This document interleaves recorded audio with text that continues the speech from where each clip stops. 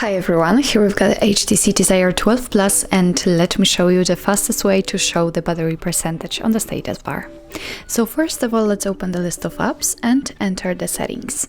Now let's tap on the battery right here, and here we've got the battery percentage option. As you can see, now we've got only the battery icon, so let's turn on this feature just by tapping on the switcher. And as you can see, right next to the battery icon, we've got the exact percentage of the usage of the battery.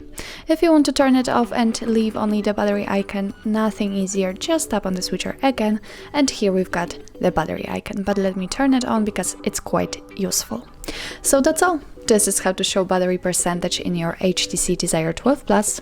Thank you so much for watching. If you find that this video was helpful, please hit the subscribe button and leave the thumbs up.